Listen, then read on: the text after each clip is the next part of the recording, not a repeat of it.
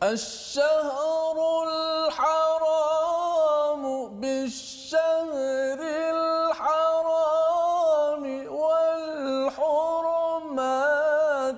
قصاص فمن اعتدى عليكم فاعتدوا عليه بمثل ما اعتدى عليكم واتقوا الله واعلموا أن الله مع المتقين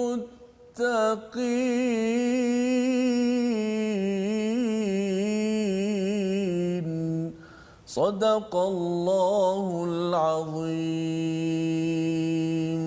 Surahul Azim. Assalamualaikum warahmatullahi wabarakatuh.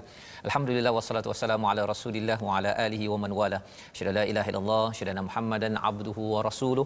Allahumma salli ala sayidina Muhammad wa ala alihi wa sahbihi ajma'in. Amma ba'du. Apa khabar tuan-tuan dan puan yang mati Allah sekalian? Kita sama-sama bersyukur pada Allah Subhanahu wa taala pada hari yang berbahagia ini untuk kita terus mempelajari daripada halaman yang ke-30 daripada surah Al-Baqarah, surah yang dinamakan juga sebagai Sanamul Quran, ia juga Zahrawain, iaitu dua surah yang digandingkan ustaz ya bersama dengan surah Ali Imran yang penuh dengan perhiasan, penuh dengan pelajaran yang kita ingin dalami pada hari ini. Jadi alhamdulillah kita bersama dengan Ustaz Tirmizi. Apa khabar Ustaz? Baik, alhamdulillah. Alhamdulillah ya. Kita berada pada halaman ke-30 ini Ustaz ya, bercerita tentang qital ya, berkaitan dengan perang ataupun perang. Okey Ustaz ya. Dan kita dah pun bincang sebelum ini, maksudnya ialah tajuk perang ini adalah satu perkara yang sensitif sebenarnya ya, tapi kita nak melihat apakah yang prinsip ataupun apakah kaedah yang dibenarkan. Dia bukan main kalau rasa suka nak perang kita perang sahaja. Ada panduan daripada Allah Subhanahu Wa Taala. Jadi pada hari ini bagi tuan-tuan yang berada di rumah, boleh kita tatap halaman 30, boleh buka, ajak pada kawan, boleh kongsikan dahulu. Mungkin ini akan memberi pencerahan kepada ramai orang ya. Ada yang kata bahawa Islam ini agama terorisme Ustaz. Ya. Jadi kalau ada yang cakap begitu, dia kata gunakan ayat 191, hari ini kita akan bincangkan betul ke Islam ini mengalu-alukan peperangan ataupun ada sesuatu yang tersembunyi. Kita mulakan dulu dengan Ummul Quran Al-Fatihah bersama dengan Ustaz. Baik, terima kasih Fadil Ustaz Fazrul dan juga penonton-penonton sahabat-sahabat Al-Quran yang sedang menyaksikan My Quran Time, baca, faham dan amal di seluruh dunia ketika ini. Alhamdulillah, sama-sama kita akan memulakan dengan bacaan Ummul Kitab Al-Fatihah. InsyaAllah saya ingin sedikit mengambil perhatian pada ayat yang ketiga, itu Ar-Rahmanir Rahim. Juga boleh guna pada perkataan Bismillahirrahmanirrahim kerana ada perkataan Ar-Rahmani Ar-Rahim. Okey, kalau kita lihat pada kalimah Ar-Rahmanir Rahim, huruf nun itu berbaris di bawah. Ar-Rahmani. Kemudian kita ambil ra yang berbaris di atas yang ada syaddah. Antara kesalahan-kesalahan yang mudah berlaku di situ ialah nun itu dibariskan di bahagian depan. Kerana tidak betul-betul baris nun di baris bawah, mengakibatkan nun tu dia bunyi seolah-olah macam baris depan. Bagaimana? Contoh kesalahan berlaku, Bismillahirrahmanirrahim, Ar-Rahmanirrahim. Dia sebut ni, tetapi oleh kerana ra itu tebal, ni itu jadi seakan Nur Rahim, Ar-Rahmanur Rahim, jadi nur pula. Jadi tempat ni kena berhati-hati supaya betul-betul nun tu dibaris di bawah. Ar-Rahmanir Rahim, Bismillahirrahmanirrahim. Jangan Bismillahirrahmanirrahim, jadi nur pula. Ya, mudah ya. Itu sedikit. Okey, insya-Allah kita sama-sama baca surah Al-Fatihah. أعوذ بالله من الشيطان الرجيم بسم الله الرحمن الرحيم الحمد لله رب العالمين الرحمن الرحيم يوم الدين إياك نعبد وإياك نستعين اهدنا الصراط المستقيم صراط الذين أنعمت عليهم غير المغضوب عليهم ولا الضالين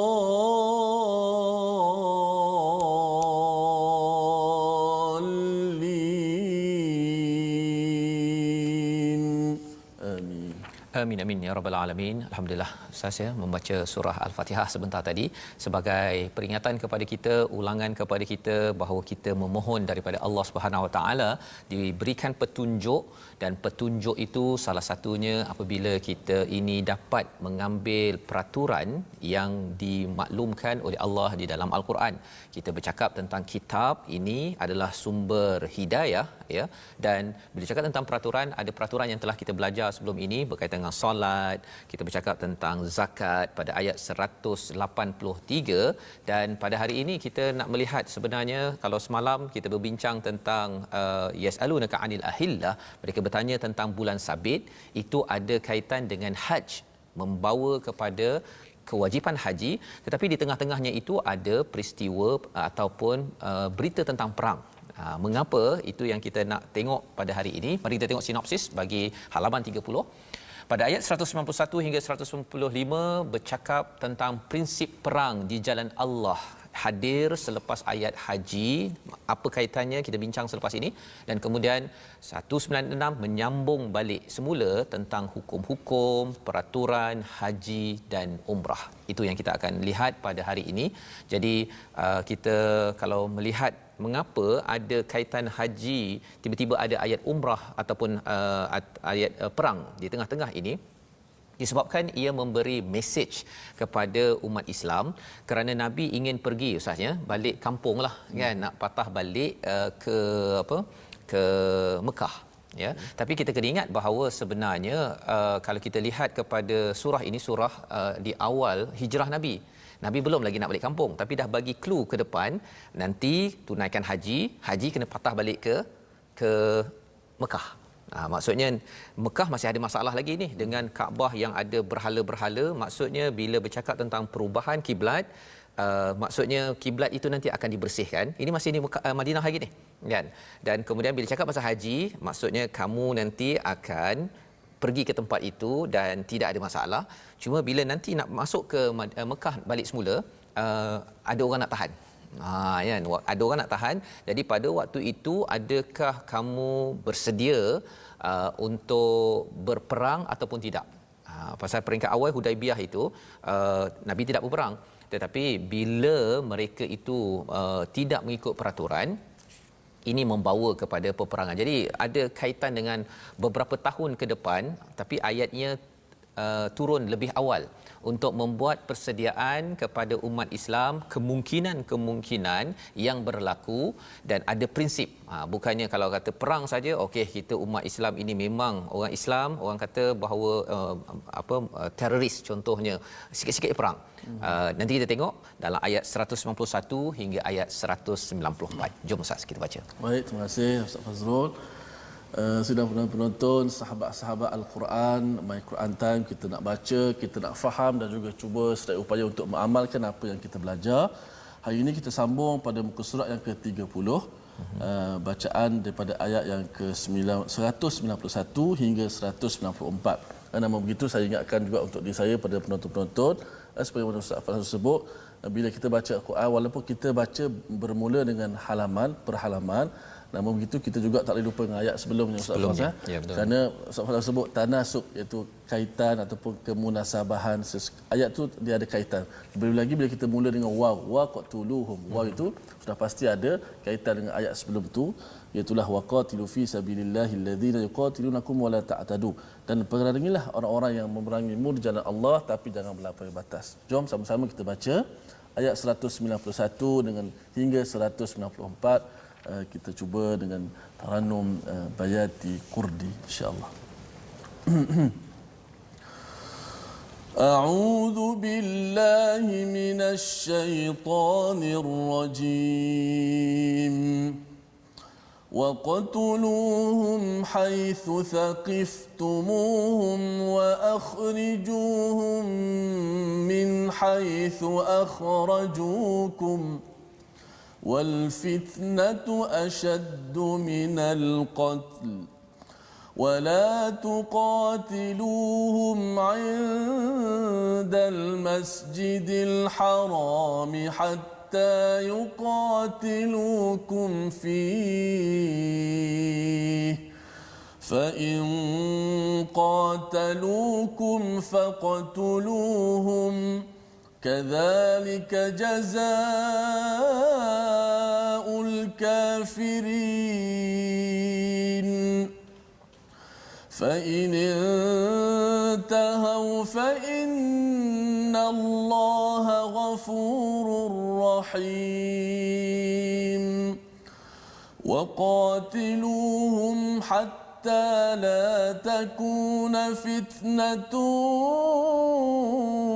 ويكون الدين لله فإن انتهوا فلا عدوان إلا على الظالمين الشهر الحرام بالشهر الحرام والحرمات قصاص فمن اعتدى عليكم فاعتدوا عليه بمثل ما اعتدى عليكم واتقوا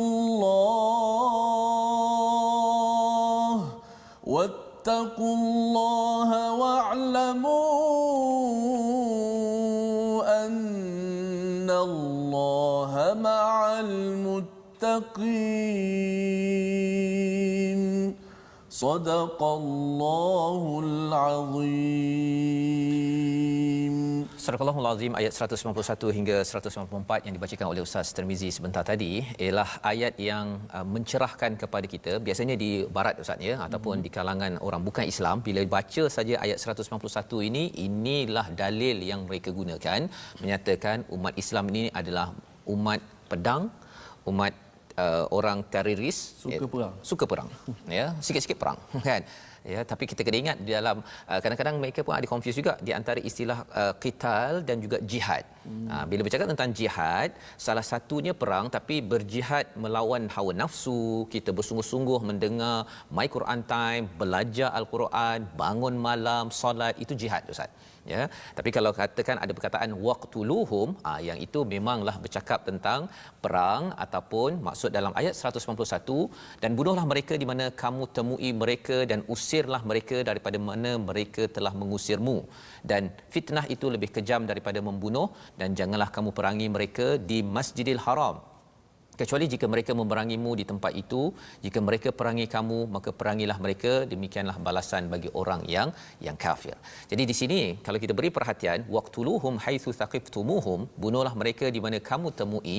Yang ini yang orang-orang bukan Islam ataupun di barat kata, tengok betapa ganasnya orang Islam ya, jumpa sahaja mereka, bila mereka kata mereka ni siapa, orang kafir, itu yang bagi sesengah non muslim dia rasakan bahawa mengerikan kalau jumpalah tuan-tuan yang dah baca ayat 191 dengan cara yang salah. Dia takut pasal ialah nanti ayat ini menyebabkan kita boleh jumpa saja awak nama apa Chong bukan agama Islam, pom bunuh. Adakah itu kefahamannya? Tidak ya. Kita kena ingat bahawa ayat ini datang di tengah-tengah pasal kewajipan rukun Islam yang kelima, haji ya. Dan apakah yang dimaksudkan di sini? Perangilah mereka atau membunuhlah mereka di mana kamu temui mereka, dan usirlah mereka daripada mana mereka telah mengusirmu. Nak ceritanya apa? Kalau mereka dah usir, mereka dah perangi Ustaz ya. Mereka maksudnya bukan Islam yang memulakan dahulu, barulah boleh berperang. Orang Islam bukan pemula perang, bukan suka perang, dan bila berperang ini maksudnya adalah untuk defend, untuk melindungi kepada diri ialah orang kacau kita ustaz ya. Takkanlah kita kata tak apalah bunuhlah saya, bunuhlah orang-orang di Malaysia ini contohnya kan. Malaysia pun ada tentera yang kita bersedia pada setiap masa kalau diserang kita sudah bersedia untuk menyerang balik semula. Maknanya asasnya memerangi untuk mempertahankan. Orang Islam bukannya kita rasa macam kat sana saya rasa saya nak dia masuk Islam, bunuh dia. Perang. Itu bukan kaedah Islam. Kerana kita bercakap tentang ayat di hujung nanti la ikraha fid din, agama Islam ini bukan dengan paksaan. Itu satu ya kefahaman tentang ayat tersebut. Jadi kembali balik pada ayat ini Allah menyatakan wal fitnatu asyaddu minal qatl. Yang ini juga sering disalahfahami ustaz ya, iaitu fitnah lebih teruk daripada membunuh. Jadi orang Melayu faham fitnah ini yang cakap orang tak buat tu. Ya, kita cakap tu mencuri padahal dia tak mencuri, kita kata dia fitnah. Jadi kita tengok jangan fitnah, nanti itu lebih teruk daripada membunuh. Itu fitnah bahasa Melayu. Tapi fitnah yang dimaksudkan di sini adalah kemusyrikan, syirik kepada Allah. Itulah perkara yang diistilahkan sebagai fitnah. Dan pemahaman yang kedua, kalau ada perkara iman disusah-susahkan, perkara kekufuran syirik dimudah-mudahkan, maksudnya dalam satu negara contohnya bab syirik itu silakan, tapi kalau bab iman buat baik dia kata jangan buat, dihalang, maka itu dinamakan fitnah. Maka apa kata Allah, asyaddu minal qatl. Perang itu memang kita tak suka. Nanti pada halaman 34 Allah akan kita akan bertemu ustaz ya. Maksudnya ialah qatl ini, bunuh ataupun berperang ini, tak ada orang yang suka. Tak suka. Allah iktiraf perkara ini. Ya, kita akan jumpa nanti insya-Allah. Tetapi bila cakap antara syirik dan juga perang, ya, syirik ini lebih besar daripada perang. Maksudnya apa? Pasal bila kita bercakap tentang syirik ini dia menyebabkan orang boleh saja bergaduh antara satu sama lain. Boleh rampas harta orang, boleh halau orang daripada negeri ataupun negara. Kita nampak bahawa syirik ini memang bahaya. Malah dia lebih bahaya daripada membunuh ataupun peperangan itu sendiri. Kerana apa? Kerana kalau bunuh bunuh begitu je. Tapi di Mekah itu mereka tak bunuh orang Islam. Mereka seksa Bilal bin Rabah itu diletakkan batu, Sumayyah diseksa, Ammar ya, diseksa, embargo 3 tahun, tak boleh ekonomi. Jadi syirik ini menyebabkan dunia akan stres. Pasal apa? Dia bunuh dalam diam. Dia tak bunuh, dia bunuh dalam diam. Dia tekan sana, tekan sini. Jadi Allah menyatakan wala tuqatiluhum indal masjidil haram. Ya, syarat prinsip perang ini ialah jangan sampai kamu itu perangi mereka di Masjidil Haram kecuali hatta yuqatilukum fi, ya, kecuali apabila mereka memerangimu di tempat itu. Jadi bila kita cuba bayangkanlah, sepatutnya berperang ni dia kalau di negara Arab ataupun disiplin Islam ini, dia kalau nak berperang di satu tempat, perang, habis masa ceasefire. Ya, habislah letak senjata. Tetapi kalau dah ada orang yang masih lagi nak berperang sampai ke Masjidil Haram, tempat yang suci yang dilindungi oleh Allah, kalau nak berperang sampai situ, maka dibenarkan untuk berperang. Maksudnya orang ini memang tak hormat kepada Masjidil Haram. Dan di dalam tradisi Arab, Masjidil Haram ini, Kaabah itu dihormati. Muslim ke tak muslim ke, dihormat tempat itu, lebih kurang masjid lah ustaz ya. Tapi kalau orang nak perang dalam masjid, itu bukan manusia betul tu kan. Ini memang orang yang betul-betul syirik kepada Allah. Dia tak takut Tuhan, tak manusia lagi dia tak takut ya. Dan ini berlaku di mana sekarang ini, kalau kita melihat kepada negara macam di Israel ustaz ya, di Palestin, kadang-kadang di tempat masjid pun dia belasah sekali. Jadi perlulah berlindungi perkara itu ya. Jadi kadzalika jazaul kafirin, iaitu inilah balasan kepada orang-orang yang kafir. Jadi ini prinsip yang penting kita fahami. Secara ringkasnya tadi kita tahu bahawa kalau kita diserang, dan mengapa kita kena melindungi sangat, kerana apa? Kerana Allah nak memberi tahu fitnah ini ataupun syirik ini menyebabkan orang yang syirik ini dia suka berperang ustaz. Bukannya orang Islam. Kerana syirik, orang ini sanggup memerangi, bunuh sana, bunuh. Jadi kita sebagai umat Islam kena ada pelindungan, ya, melindungi diri sendiri. Fa in tahu pada ayat 192, jika mereka itu berhenti, fa innallaha ghafurur rahim. Allah boleh mengampunkan mereka dan Allah amat penyayang. Maksudnya ialah kalau katakan orang yang non muslim itu tidak berperang, orang Islam jangan berperang. Itu panduannya, ya. Bukan pula orang Islam rasa saya ingat saya tak kuat ke, saya nak belasah sekali. Itu bukan ciri yang dibenarkan. Dan ia disambung pada ayat 193, ya, dan perangilah mereka itu sehingga tiada lagi fitnah dan agama hanya agama Allah sahaja yang ada. Jika mereka berhenti, maka tidak ada pemusuhan kecuali terhadap orang-orang yang zalim. Jadi masih lagi sambungan, perangi sampai la takuna fitnah, sampai tidak ada syirik.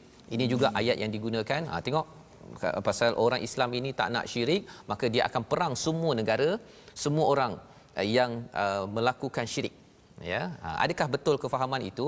Sebenarnya kalau katakanlah itu kefahamannya, maksudnya jumpa non muslimnya bunuh, ya, tidak adalah istilah fa inin tahau, ya. Sebenarnya bila ada ayat fa inin tahau fala udwana illa ala zalimin, jika mereka berhenti, maksudnya di dalam kehidupan kita di Malaysia, di dunia ini, kalau kita jumpa non muslim, tidak semestinya mereka itu adalah udwan. Mereka tidak semestinya musuh. Dia kalau mereka bermusuh, maksudnya non muslim dia nak pergi bunuh orang Islam, itu orang yang non muslim yang musuh, al-kafirin yang sebenar-benarnya, yang perlu diperangi. Tetapi kalau katakan dia beragama Kristian tapi dia tak kacau, dia tidak pula mengatakan orang Islam jangan masuk agama Islam, jangan buat perkara kebaikan, orang begini kita benarkan dia untuk dia beragama. Dan buktinya apa? Nabi tidak memaksa kepada orang Kristian, orang Yahudi untuk masuk agama Islam di Madinah. Ya. Jadi ini kefahaman yang penting. Dan ayat yang Ustaz baca awal tadi itu, ahsyahrul haram bisyahril haram wal hurumatu qisas, bulan haram dengan bulan haram dan sesuatu yang dihormati berlaku hukum qisas, ya. Apa maksud di situ? Ada 4 bulan yang haram, Ustaz, ya, iaitu bulan Rejab, Zulkaidah, Zulhijjah dan Muharram. Orang Arab, Muslim, non-Muslim, dia dah tahu dah ini bulan haram, tidak akan berperang, ya. Dan juga satu lagi wal hurumat. Hurumat ini adalah semua tempat-tempat yang disucikan, maksudnya Baitul Haram, Kaabah. Maka pada waktu itu kalau katakan apa maksud berlaku hukum qisas? Maksudnya ialah kalau orang menyerang sahaja baru dibenarkan untuk menyerang, macam ayat yang sebelum tadilah. Tapi secara automatiknya orang Islam pada 4 bulan ini kena jaga jangan berperang. Faman iqtada, barang siapa yang berperang, alaikum fa'tadu alaihi bimithli ma'tada alaikum wattaqullaha wa'lamu annallaha ma'al muttaqin, iaitu siapa yang menyerangmu maka seranglah dia setimpal dengan serangannya terhadap kamu, bertakwalah kepada Allah dan ketahuilah bahawa Allah beserta orang yang bertakwa. Jadi 4 bulan itu haram, tetapi kalau ada orang serang kita boleh lindungi. Ini adalah peraturan. Maksudnya orang Islam tidak serang pada bila-bila masa. Itu membawa kita kepada perkataan yang kita nak belajar pada hari ini. Mari sama-sama kita saksikan. Perkataan yang kita akan saksikan pada bahagian yang kedua nanti, ya, marada, sakit. Apa kaitan perang dengan sakit? Sebenarnya tak adalah kaitan, ya. Sebenarnya perang ini datang di kala ayat berkaitan dengan haji, dan haji ini memberi kelonggaran kepada orang yang sakit, ya, memberi kelonggaran pada orang yang sakit. Jadi muka surat ini sebenarnya fokusnya ialah berkaitan dengan haji, tetapi muncul ayat tentang perang kerana apa? Kerana ketika Nabi dihalang untuk melaksanakan amalan keimanan, pada waktu itu fitnah berleluasa, maka orang Islam perlu mempertahankan diri masing-masing. Tidak boleh dihalang untuk buat kebaikan.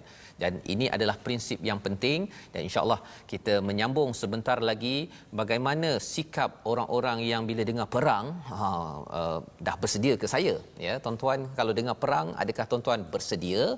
Kita nak faham lagi lebih mendalam. Kita berhenti sebentar. My Quran Time, baca, faham, amal, insya-Allah.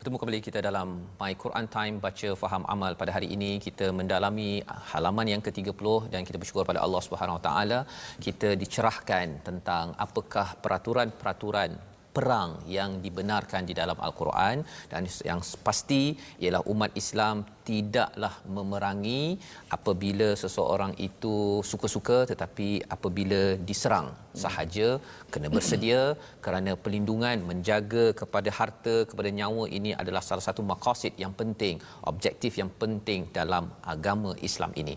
Pada hari ini kita akan menyambung kepada bacaan tadi, tapi sebelum itu kita nak mendengar kupasan tajwid dan sahabah Al-Quran. Silakan Ustaz. Baik, terima kasih Ustaz Fazrul.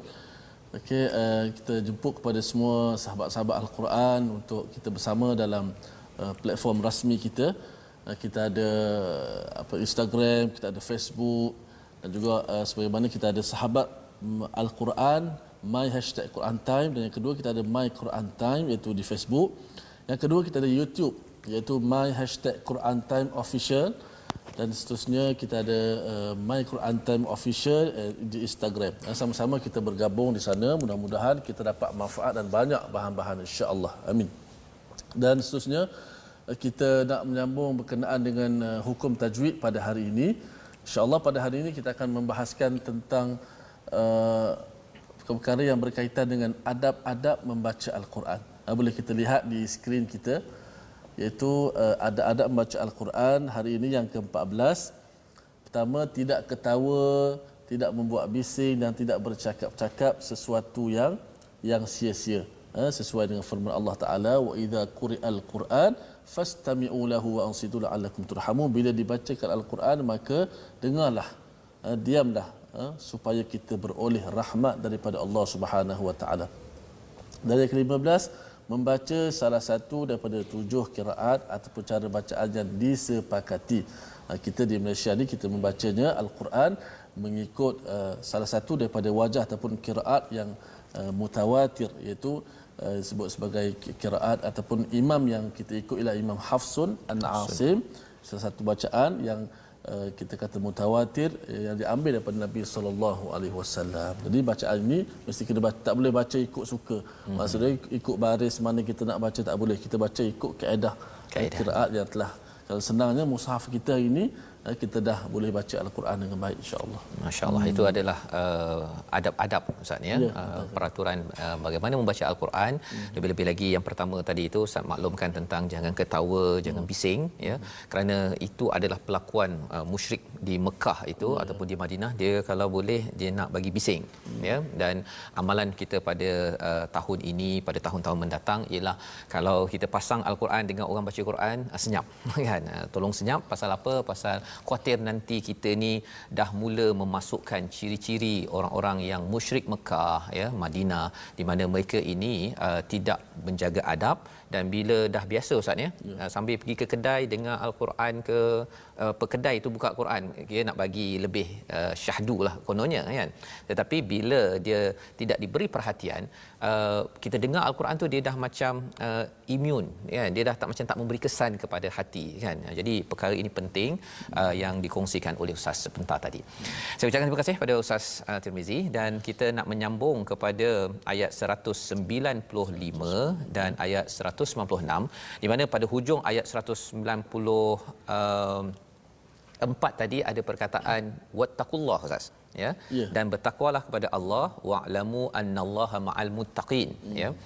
Ceritanya apa? Ceritanya bila dah cakap tentang perang ini, perang pertama di Madinah itu namanya Badar Ustaz ya.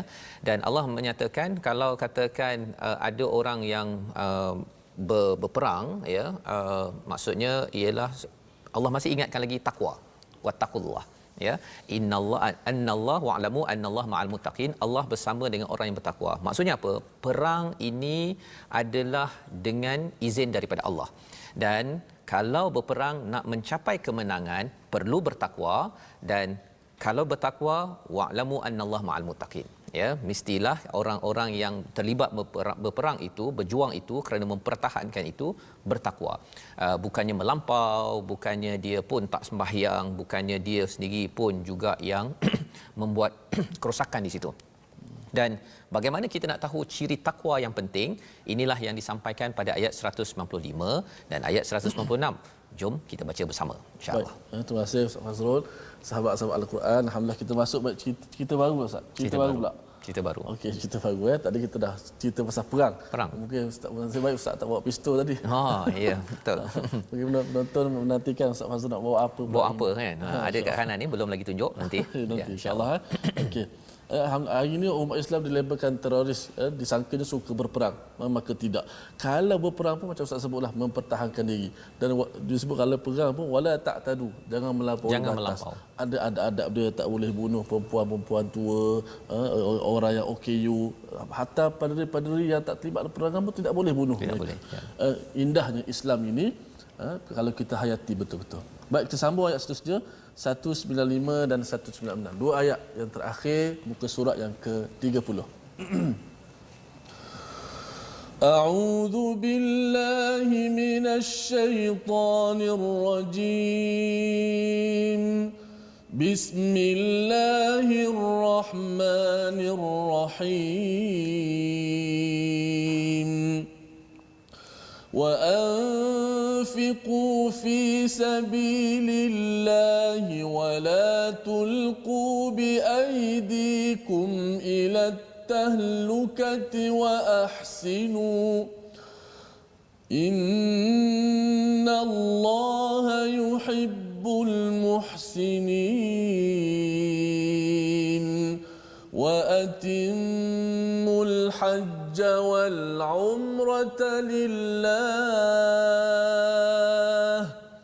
فإن أحصرتم فما استيسر من الهدي ولا تحلقوا رؤوسكم حتى يبلغ الهدي محله فمن كان منكم مريضا أو به أذى من رأسه ففدية من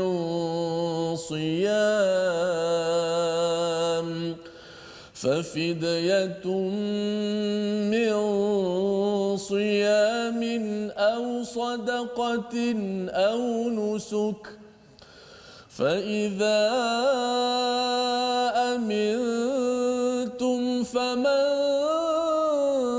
تمتع بالعمرة إلى الحج فما استيسر من الهدي فمن لم يجد فصيام 3 أيام في الحج و7 إذا رجعتم تلك 10 كاملة ذلك لمن لم يكن أهله حاضر المسجد الحرام واتقوا الله واعلموا أن الله شديد العقاب صدق الله العظيم. Surah Al-Azim, terima kasih diucapkan kepada Ustaz Tirmizi membacakan ayat 195 dan 196 sebentar tadi. Apakah yang kita nak maklum tentang 195 ini, bila Allah menyatakan pada ayat 194 di hujung itu, in wa'lamu annallaha ma'al muttaqin, dan ketahuilah sesungguhnya Allah bersama dengan orang-orang yang bertakwa. Dan salah satu sifat orang yang bertakwa itu adalah wa anfiqu fi sabilillah, dia berinfak dan dia menyerahkan harta jiwanya fi sabilillah, pada jalan kebaikan untuk Allah Subhanahu Wa Taala. Dan Allah memberi penekanan di sini wala tulqu biaidikum ila tahlukah, dan jangan kamu lemparkan tangan-tangan kamu kepada kebinasaan. Biasanya kalau bercakap tentang perkara ini Ustaz ya, salah satu yang ayat ini dibacakan ialah dia ada kaitan dengan kotak ini. Dia ada kaitan kotak ni. Ustaz tahu kotak apa ni Ustaz? Tak tahu Ustaz. Kotak ni bagi, ini bukan saya punya, saya pinjam daripada orang. Biasanya orang dalam ni dia sama ada biasanya orang letak tapi tak ada isi lah ni kan. Oh, tak ada isi. Biasa dia ada rokok. Rokok. Rokok kan. Biasanya kalau cakap jangan campak kepada kebinasaan, jangan isap rokok lah tu kan. Itu satu mesej. Tapi lebih daripada itu, kalau kita bercakap tentang wala tulqu biaidikum ila tahlukah ini, sebenarnya ialah kalau kita tengok kepada kisah sahabat, mereka ada yang dah berjuang, ya, mereka dah berjuang dan mereka kata bahawa saya dah berjuang, saya tak payah lagi berjuang lah, bagi orang lain pula. Macam orang sekarang ni kalau dia dah pencen tu, tak apalah bagi orang muda-muda untuk berceramah ke, berdakwah ke, saya dah lama dalam dakwah ataupun saya dah lama buat kerja, serahkan pada orang muda. Sebenarnya bila sahabat bercakap begitu, maka responnya wala tulqu biaidikum ila tahlukah, jangan kamu lemparkan diri kamu ke dalam kebinasaan. Maksudnya orang yang tak nak berjuang itu dia mencampakkan diri kepada kebinasaan. Maksudnya saya tak nak lagi infak lagi diri saya ke, harta saya ke, ataupun dia gunakan harta yang dia ada, diri dia yang ada bukan untuk perjuangan Islam. Macam tadi lah Ustaz kan, kalau dia gunakan harta dia untuk beli rokok, itu maksudnya tak dikira sebagai perjuangan Islam, itu sebenarnya mencampakkan ke dalam kebinasaan. Selain daripada rokok itu memang membinasakan.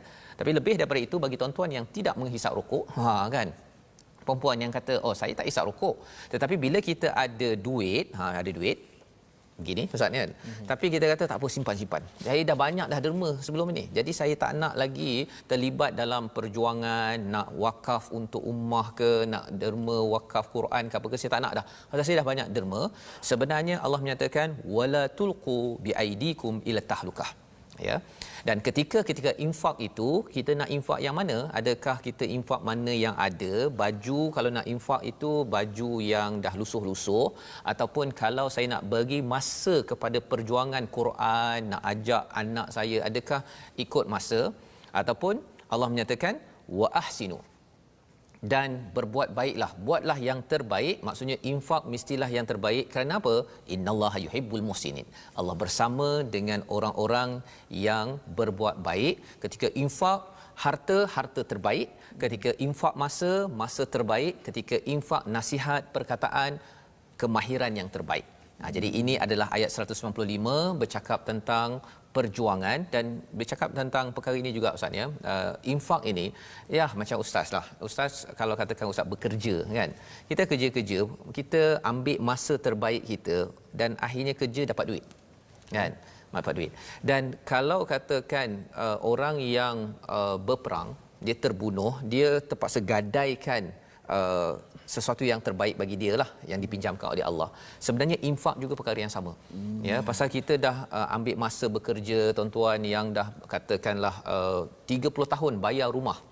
Tiba-tiba nak infakkan, bukan derma terus kan. Itu derma terus lagi baguslah rumah tu. Tetapi kalau pinjamkan untuk buat program-program kebaikan, semua perkara itu maksudnya kita buat yang terbaik. Kita bagi masa kita terbaik, dan Allah bersama dengan tuan-tuan yang muhsinin, yang beri terbaik daripada hasil yang kita usahakan selama ini. Dan inilah tanda bahawa seseorang itu bersedia untuk buat fardu yang disambung balik ceritanya pada ayat 196, iaitu Hajj. Hajj adalah amalan volunteer Ustaz, ya, sukarelawan, ya. Dia adalah fardu, tapi kita pergi sana tak ada siapa yang kata Ustaz berapa ringgit dalam akaun, tak ada orang tanya begitu, ya. Ia adalah hubungan kita dengan Allah Subhanahu Wa Taala, dan Allah menyatakan wa atimmu, dan sempurnakanlah al-hajj wal umrata lillah, ya. Haji dan umrah itu kerana Allah Subhanahu Wa Taala. Ada orang Ustaz, ya, dulu pun saya ada jumpa ketika bawa jemaah umrah, ada yang kata dia bila sakit, dia kata saya tak nak tunaikan umrah lah, saya nak rehat je dekat Mekah, dekat Madinah, ya. Tetapi bila kita sudah berniat, kita kena wa atimmu, apatah lagi kalau haji Ustaz, ya.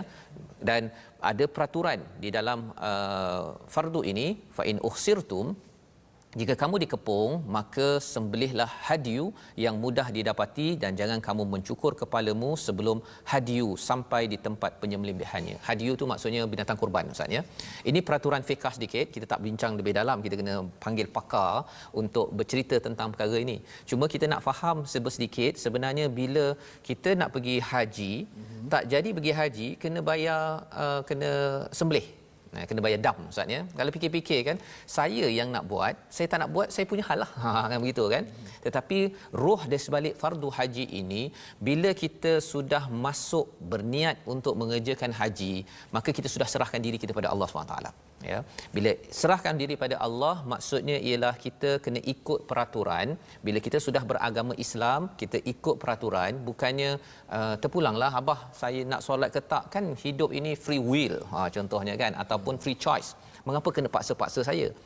Kalau belum Islam lagi, yes, tidak dipaksa ataupun tidak diwajibkan. Tetapi bila sudah kita masuk Islam, apatah lagi kalau dalam rukun haji ini sudah pun kita berniat untuk mengerjakan haji, maka peraturan itu adalah lambang kepada apa? Kehambaan kita kepada Allah. Tak main-main lah Ustaz. Ya, tak adalah macam orang kata dia nak sembahyang pukul 1.30, katakan ada dekat dalam WhatsApp ke ataupun dalam telefon ada sesuatu, kata tak apa ya Allah, saya sembahyang 3.30 lah. Sibuk. Saya nak uruskan bisnes saya.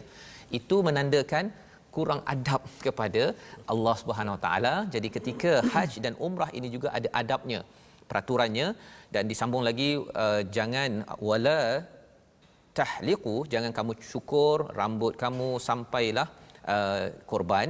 Faman kana minkum maridan, siapa yang sakit, ini perkataan yang kita belajar sebentar tadi, au bihi adzan, ya, kalau ada penyakit, maksudnya sakit yang pada kepalanya, maka dia kena bayar fidyah, ya, satu upah ataupun fidyah lah, ya, sebagai ganti kepada dia tidak boleh melaksanakan rukun-rukun pada waktu itu. Jadi ini semuanya kalau kita lihat agak teknikal Ustaz ya, fiqh di sini, ya, bagi tuan-tuan boleh tengok satu persatu. Dan kalau contohnya fa iza amintum faman tamatta'a bil umrati ila al hajj, ketika aman tapi mengerjakan haji tamattu'. Haji ni ada 3 Ustaz kan, tamattu', qiran, ifrad. Ini pun nak kena belajar dengan Ustaz Tirmizi lah yang selalu bawa umrah haji ni Ustaz kan, ataupun dengan pakar-pakar, tapi bukan hari ni, ya, kena ikut program khas berkaitan dengan haji. Tapi nak ceritanya apa, kalau buat tamattu' pada waktu aman pun kena bayar hadi kan, kena bayar korban. Jadi kita persoalkan, saya nak buat umrah dulu sebelum haji, asalkan saya beribadah, okeylah kan. Sebenarnya kalau kita perasan terlampau detail apa yang Allah sampaikan dalam ayat ini. Nak ceritanya apa? Allah bila letakkan sesuatu secara detail, Allah memberi perhatian dan kita kena beri perhatian. Itu dia punya semangat bagi para hujaj, bagi tuan-tuan yang nak pergi umrah haj. Bila kita tengok ayat ini, rupanya ada setengah orang Ustaz ni, saya tak nak pening kepala lah Ustaz kan, pergi umrah nak kena tawaf 7, kemudian baca kena sa'i. Tak boleh ke saya rasa nak pergi sa'i, saya pergi sa'i, saya nak pergi tawaf, saya pergi tawaf. Kan ada orang yang dia tak nak ikut kepada prosedur SOP. Orang-orang ini bila dia balik Malaysia nanti, inilah orang-orang yang akan merosakkan lagi negara ini pasal tak nak ikut kepada peraturan yang perlu kita beri perhatian. Faman lam yajid fasiyamu thalathati ayyam, ya, siapa yang tidak dapat binatang sembelih itu, dia kenalah berpuasa 3 hari dan kemudian habiskan bila dia balik daripada tempatnya. Ketika haji puasa, kemudian disambung lagi, cukupkan 10. Siap ada lagi Allah cakap tilka asyaratun kamilah. Kalau biasanya dalam hadis sahaja yang detailkan macam kita solat Ustaz kan, solat wa aqimus solat kan, kemudian tengok pada hadis. Tapi haji Allah letakkan satu demi satu, ya, sampai di hujung itu wattaqullah. Ya, bertakwalah pada Allah, ketahuilah sesungguhnya Allah ini amat syadidul iqab, balasannya amat berat. Mengapa tiba-tiba wujud perkataan itu? Satu, ikut peraturan ini adalah tanda takwa kita kepada Allah. Itu yang pertama. Dan yang keduanya, balasan Allah amatlah, siksa Allah amat berat kepada orang yang tidak beradab kepada Allah. Ya, Allah suruh buat sesuatu tapi dia pandang ringan. Bukan banyak pun Ustaz ya. Dalam Al-Quran ini ada sekitar, kalau ulama fiqh bercakap tentang ayat hukum ini, 500-600. Yang lain ini semuanya adalah ayat-ayat dakwah untuk membaiki diri, membaiki karakter kita. Tapi kalau orang cakap nilai karakter itu, kalau tidak dipasakkan kepada peraturan law, hukum fiqh, dia akan jadi orang yang tidak berprinsip. Ya, tapi ada juga orang yang fokus sangat pada fiqh, ya, fiqh saja, halal haram sahaja, dia tidak ada nilai, akhirnya hilang ruh daripada haj ini sendiri, ya. Jadi inilah sedikit kandungan daripada halaman yang ke-30 membawa kita kepada resolusi kita pada hari ini. Mari sama-sama kita perhatikan. Pada ayat 191 kita berbincang apakah resolusi yang perlu kita laksanakan. Kita perlu pertahankan akidah, ya. Mempertahankan akidah perlu dilaksanakan sekuat mungkin, dan yang paling tinggi namanya ialah perang, ya, apabila seseorang itu menyerang kepada kita umat Islam. Yang pertama. Yang kedua, ingin elak kebinasaan, ya. Macam mana kita nak elak daripada kebinasaan? Ada yang kata saya ni banyak buat perkara-perkara yang membinasakan. Apakah solusinya? Banyakkan infak. Termasuklah kalau ada duit banyak yang beli rokok tadi tu, ambil sikit infak, nanti kita akan ada semangat untuk infak. Allah bina takwa, tiba-tiba saja kita ada kekuatan untuk mengelakkan daripada amalan habit yang membinasakan, ya. Dan yang ketiganya, berkorban agar kita dielakkan dari mementingkan diri sendiri dan kufur kepada Allah Subhanahu Wa Taala. Itulah yang berlaku dalam haji. Kita akan berkorban sebelum datang daripada Malaysia lagi, kita dah korbankan duit kita yang banyak, kemudian sampai ke sana kena korban lagi. Kalau nak buat tamattu', korban lagi sana sini, bayar sana sini. Pasal apa? Itu adalah perjuangan membersihkan diri, tidak mementingkan diri, dan inilah yang akan mengangkat diri kita sebagai orang yang mendapat perlindungan daripada Allah yang dinamakan sebagai taqwa. Wattaqullah wa'lamu annallaha syadidul iqab. Jadi mari sama-sama kita berdoa Allah izinkan kita mengerjakan haji, umrah dengan semangat takwa, dan kalau perlu berjuang, kitalah orang yang awal-awal lagi sanggup infak dalam perjuangan. Silakan Ustaz. Bismillahirrahmanirrahim. Alhamdulillahi rabbil alamin. والصلاة والسلام على أشرف الأنبياء والمرسلين وعلى آله وصحبه أجمعين. اللهم اغفر لنا والدينا وذرياتنا وأزواجنا وأرحامنا. اللهم تقبل منا صلاتنا وصيامنا وقيامنا ودعاءنا إنك أنت السميع العليم وتب علينا إنك أنت التواب الرحيم. Ya Allah, Tuhan kami, berikanlah kekuatan kepada kami untuk sentiasa melaksanakan perintah-Mu, Ya Allah. Ya Allah, berikanlah kekuatan kepada kami untuk tidak melakukan perkara-perkara yang maksiat yang menjadi larangan-Mu, Ya Allah. Ya Allah, selamatkanlah kami daripada musuh-musuh agama-Mu, Ya Allah. Ya Allah, lindungilah kami daripada terjerumus dalam lembah kebinasaan, Ya Allah. Ya Allah, kurniakanlah keberkatan dalam rezeki-rezeki kami, Ya Allah. Ya Allah, terimalah akan sedekah-sedekah kami, Ya Allah. Ya Allah, terimalah akan sedekah dan infak kami, Ya Allah. Ya Allah, rezekikanlah kepada kami untuk menziarahi, mengunjungi, melakukan ibadat umrah dan haji di Baitillahil Haram, Ya Allah. Ya Allah, permudahkanlah segala urusan kami untuk ke sana, Ya Allah. Ya Allah, ya Tuhan kami, dan terimalah akan taubat kami, Ya Allah. Amin ya rabbal alamin. Walhamdulillahi rabbil alamin. Amin amin ya rabbal alamin. Terima kasih diucapkan pada Ustaz Tirmizi membacakan doa sebentar tadi yang diaminkan oleh tuan-tuan yang berada di rumah, yang berada di pejabat. Moga-moga kita menjadi orang-orang yang masih lagi dijemput oleh Allah Subhanahu Wa Taala, ya, dan sudah tentunya kita ingin bersedia bila dijemput oleh Allah nanti ke Baitul Haram, ke haji ataupun umrah. Kita adalah umat yang sudah pun menghargai kepada nilai-nilai haji dan umrah yang telah kita baca sebentar tadi. Macam mana kita nak sebarkan lagi? Kita ada platform Wakaf untuk Ummah, ya, sebagai satu usaha bagaimana kita nak membina, memastikan nilai-nilai yang ada dalam umat Islam pada seluruh dunia ini diamalkan bersama dengan peraturan-peraturan yang Allah berikan. Salah satu peraturannya adalah haji yang amat penting untuk kita beri perhatian. Jadi ada nombor di atas skrin tersebut, tuan-tuan boleh menyumbang agar perjuangan Quran ini yang dilaksanakan oleh Nabi Muhammad sallallahu alaihi wasallam dapat kita teruskan. Dan bila kita sampai ke sana, sampai ke Mekah, Madinah, kita dapat menghargai bagaimana jerih perih yang dilaksanakan oleh Nabi sallallahu alaihi wasallam. Kita akan bertemu lagi pada hari ini Ustaz ya, pada jam 5 insya-Allah petang, okey, pada 10 malam dan juga 6 pagi insya-Allah ya, dan kita akan terus bersiaran untuk menyambung pada halaman 31. Kita mengucapkan ribuan terima kasih program ini yang dibawakan oleh Mufas. Kita bertemu lagi My Quran Time, baca, faham, amal insya-Allah.